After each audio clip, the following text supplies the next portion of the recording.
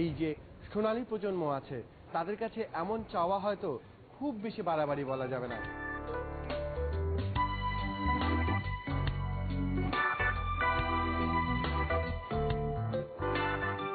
আমাদের মতোই তৃপ্ত সব ক্রিকেট ভক্ত।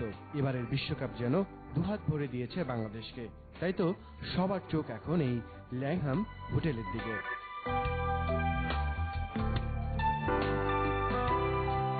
এই ল্যাংহাম হোটেলেই উঠেছে বাংলাদেশ দল। যদিও আজকে বাংলাদেশ দলের কোনো অনুশীলন নেই বা অন্য কোনো কর্মকাণ্ড নেই, যে যার মতো করে তারা ঘুরতে যাবেন, বিভিন্ন জায়গায় হয়তো বা কেনাকাটাও করতে পারেন। তবে আসলে এই ভিতরে ঢুকে আপনাদের কোনো ছবি দেখানো আসলে সম্ভব হচ্ছে না, কারণ আইসিসির যে হোটেল রয়েছে সেখানে কিন্তু নিয়ম আছে যে এই হোটেলের ভিতরে ক্যামেরা অ্যালাউ না। আর ভারতের বিপক্ষে কোয়ার্টার ফাইনাল ম্যাচ বলেই একটু গণমাধ্যমের অনেক বেশি বাড়াবাড়ি। এখানে হয়তো বা কালকে ভারতীয় টিম আসবে, তখন হয়তো বা এই হোটেল সামনে অসংখ্য গণমাধ্যমের অপেক্ষার ছবিও তো আমরা কালকে দেখতে পারবো। ভারত বাংলাদেশ ক্রিকেট ম্যাচ বলেই রোমাঞ্চটা আসলে অন্যরকম, কারণ এখানে ক্রিকেটের প্রতি এই দুই দেশের আবেগ যে অনেক বেশি।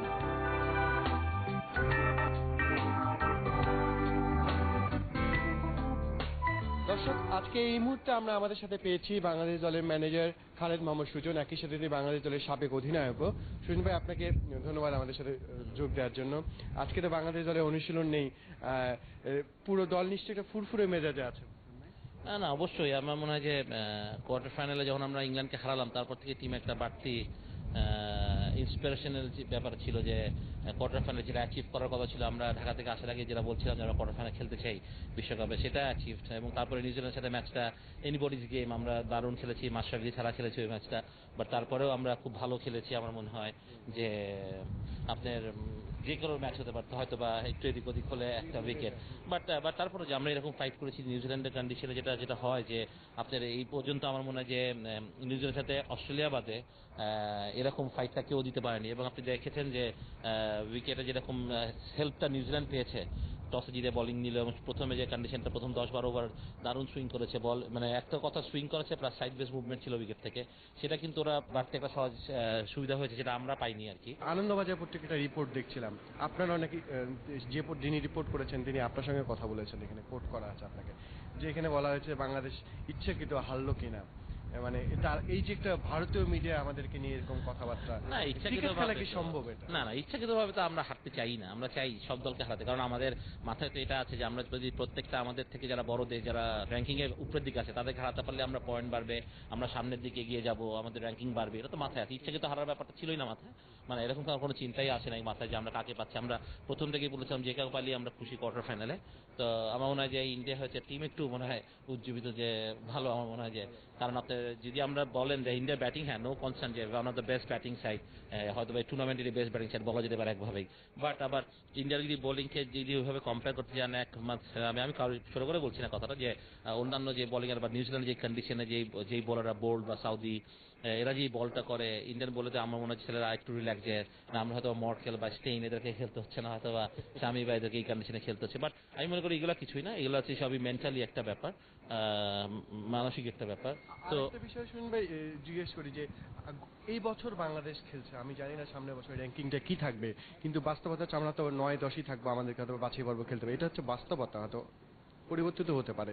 কিন্তু এই যে বিশ্ব ক্রিকেটে আমাদের একটা জবাব দেওয়ারও কথা ছিল যে আমাদেরকে টেস্ট প্লেইং নেশন হিসেবে তোমরা বাছাই পর্বে পাঠাচ্ছ, সেই জায়গাও তো একটা ব্যাটে বলের মানে জবাবটা দেওয়াও হয়ে গেছে আমাদের মনে হয়। এটা আমাদের জন্য প্রত্যেকটা মুহূর্তে আসলে খুব চ্যালেঞ্জিং, এই মুহূর্তে আসলে সত্যি কথা আমরা নিজেরাও জানি যে কোথাও আমাদের স্থানটা, প্লেয়াররাও জানেন।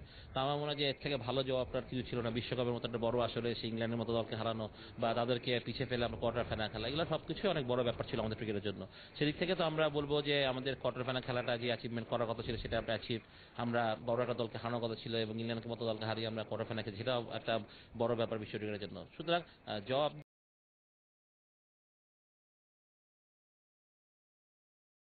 সুতরাং ক্রিকেট ডেভেলপমেন্টের ক্ষেত্রে এটা কিন্তু দারুণ একটা প্রভাব রাখবে এই পারফরমেন্স গুলো, আসলে সত্যি কথা বলতে গেলে। ধন্যবাদ। একটা কথা বলতে খুব ইচ্ছে করছে যে দর্শক সহ, যে 3 মোড়লের একজনকে হারিয়েছি আমরা, ইংল্যান্ডকে হারিয়ে কোয়ার্টারে এসেছি, তার আরেক মোড়ল আমরা এসেছি কোয়ার্টার ফাইনালে, আশা করবো অবশ্যই সেই মোড়লকে আমরা হারাবো ইনশাল্লাহ। ধন্যবাদ আমাদেরকে সময় দেওয়ার জন্য, ধন্যবাদ, শুভকামনা থাকলো আপনাদের জন্য। দর্শক, কথা বলছিলাম খালেদ মাহমুদ সুজনের সঙ্গে, যেমনটি বলছিলেন যে একটা ক্রিকেটের রেজাল্ট হয়তো শুধুমাত্র খালি চোখে মোটা দাগে দেখলে আপনি ভালো বলেন আমরা কোয়ার্টার ফাইনালে গিয়েছি, বাংলাদেশ কোয়ার্টার ফাইনালে গিয়েছে, কিন্তু আসলে শুধু কোয়ার্টার ফাইনালে নয়, এই একটি রেজাল্ট যে পুরো ক্রিকেট কাঠামো একটি দেশের ক্রিকেটে অনেক বেশি কাজে লাগবে তিনি সেটা আশা করছেন। বাংলাদেশের ক্রিকেট অথবা এই সাফল্যের পথ ধরে সামনে আরেক দূর এগিয়ে যাবে, সেটি তিনি প্রত্যাশা করেন। এই প্রত্যাশা আসলে আমাদেরও সবার।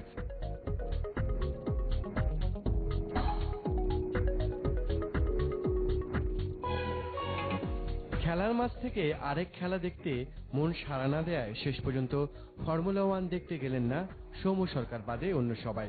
অলসভাবে কেউ বা সময় কাটালেন হোটেলে, কেউ বা আবার দল বেঁধে গেলেন শপিং এ। তবে ভক্তদের কাছ থেকে রেহাই মিলল না দেশ থেকে 1000 কিলোমিটার দূরে এসেও। সাত সকালে হোটেলে অপেক্ষা করার সমর্থকদের ইচ্ছে পূরণে সেলফিতে ধরা দিলেন নাসির তাসকিনরা।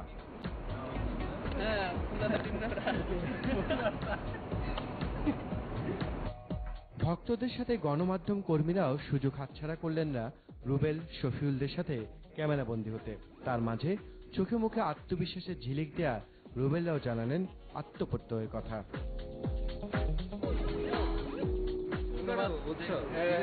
পুরো দেশ তাকায় আছে। আসলে ক্রিকেটাররা আজকে দিন যেমনটি বলছিলাম যে তাদের আজকে অনেক আজকে ঘুরে বেড়ানোর দিন, একটু রিল্যাক্স করতে, অনেক বেশি জার্নি হয়েছে, তারা আসলে একটু রিফ্রেশ করতে চান। আগামী 3 দিন তাদের অনুশীলন রয়েছে, সেই 3 দিনই আসলে তাদেরকে মাঠের অনুশীলন করতে হবে, তারপর ম্যাচ, গুরুত্বপূর্ণ ম্যাচ, তার আগে যদি একটু নিজেকে একটু চাঙ্গা করে নেওয়া যায় সেই কাজটি তারা আজকে করছেন। তবে তার মাঝেও কিন্তু ক্রিকেট নিয়ে আলোচনা চলছে, তার মাঝে আসলে চুলচনের বিশ্লেষণ চলছে ভারতকে নিয়ে। তারা কালকে জিম্বাবুয়ের ম্যাচটি দেখেছেন, সেখানে আসলে তারা জিম্বাবুয়ের সাথে ভারতের ম্যাচের বিশ্লেষণ করার চেষ্টাটি করছেন। তবে একটা জিনিসের পরিবর্তন দর্শক বলতেই হয়, সেটি হচ্ছে ক্রিকেটাররা যখন এখন আলোচনা করেন তখন তারা ক্রিকেট নিয়ে আলোচনা করছেন, তারা প্রতিপক্ষ নিয়ে আলোচনা করছেন, কিভাবে তারা এগিয়ে নেওয়া যায়। সন্তুষ্টি ভাবটা কারো মাঝে দেখা যায়, নিজেদের কোয়ার্টারের মাঝে এসছেন বলে তার সন্তুষ্ট নিজেদের মধ্যে সেরকম কিছু দেখা যায়। তারা আসলে তাদের জয়ের ক্ষুধাটা অনেক বেশি। দর্শক, এরপর বিরতির পর যেতে চাই একটি খুব সুন্দর জায়গায়, আপনাদেরকেও নিয়ে যেতে চাই।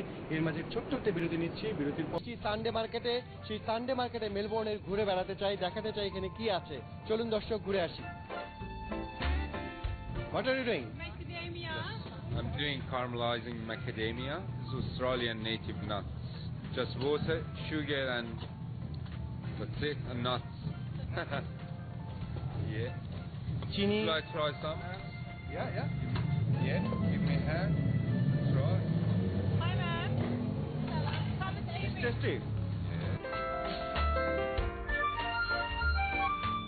এখানে নাট, যেটা বাদাম খেয়ে খুবই মজা।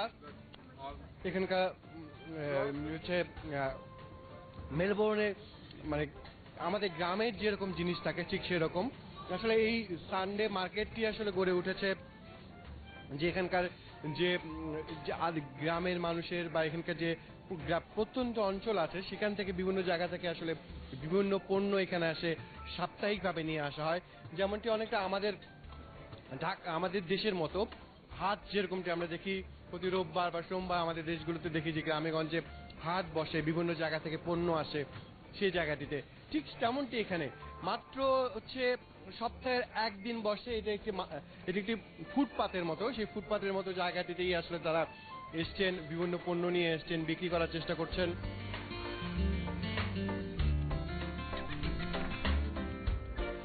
হ্যান্ডমেডস কিছু ক্যান্ডেলস দেখতে পাচ্ছি আমরা, আর্ট দেখতে পাচ্ছি। আর্টের পরে আমরা আপনাদেরকে দেখানোর চেষ্টা করব যে হ্যান্ডমেড কিছু হাতের তৈরি এই মোমবাতিগুলো। এখানে তো আসলে বিদ্যুৎ যায় না, মোমবাতির কি দরকার? এগুলো বেসিক্যালি ডেকোরেশনের জন্য ব্যবহার করা হয়। মুড ক্যান্ডেল, ফ্রেগ্রেন্স আছে এখানে, সবই অনেক সুগন্ধি। তো মানে সুগন্ধিযুক্ত ক্যান্ডেল আর কি, হ্যাঁ, মানে কাজে না, শখের বসে ব্যবহার করা হয় এরকম কিছু আর কি।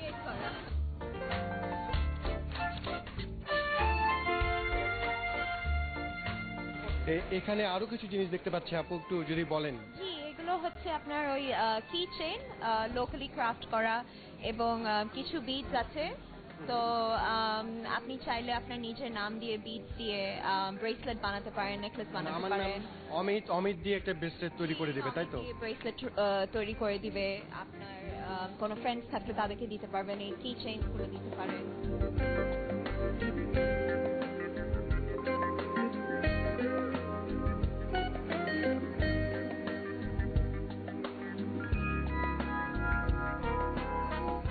এগুলো হচ্ছে আপনার ওই বাটিক যেটাকে বলে, তো টাই টাই করে ওরা করে রঙিন পানিতে ডিপ করে।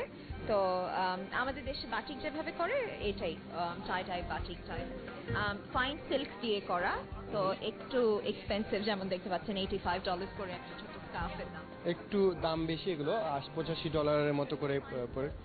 তো আর এগুলো হচ্ছে হ্যান্ডক্রাফটেড একদম আর্ট করা। আমরা আসলে পরে হ্যান্ডক্রাফটের একটা দোকানের দিকে যাওয়ার চেষ্টা করছি। সেই হ্যান্ডক্রাফট দোকানগুলো আসলে এখানে নিজের হাতের তৈরি কিছু জিনিস আমরা দেখতে পাচ্ছি, একদমই হাতের তৈরি নকশা করে সেখানে কিছু অর্নামেন্টস দেখতে পাচ্ছি, মেয়েদের jewellery.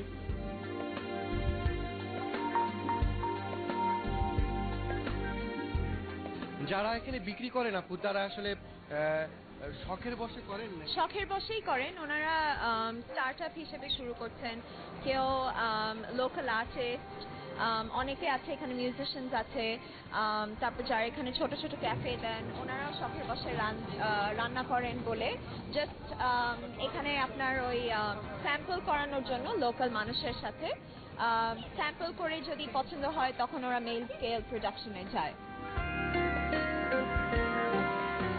It's porcelain. It's all handmade by myself. So I use Australian porcelain. Yeah. From homewares to jewelry. So utilizing vintage concepts as well. Is it your hobby or profession? It's my profession. So I do this full time and I stock throughout Australia and internationally. So yeah. International? Yeah. Through overseas as well. The US and things like that. England. Yeah. Thank you very much. Bye. যেমনটি বলছিলেন যে দোকানি যে এই সমস্ত পণ্য শুধু যে ফুটপাতে দেখা যায় তা না, আমরা একই সাথে জানলাম যে আন্তর্জাতিকভাবে বিভিন্ন দেশে সমস্ত পণ্য তারা নিয়ে যান, উপস্থাপন করেন। এরকম কিছু এটা অস্ট্রেলিয়ার খুবই লোকাল একদম হ্যান্ডক্রাফটেড সোপ, সাবান, যেগুলো ওরা এখানকার প্রোডাক্ট দিয়ে করে, যেমন গোটস মিল্ক আছে, কাউস মিল্ক আছে, এগুলো সবই হ্যান্ডক্রাফটেড সোপ।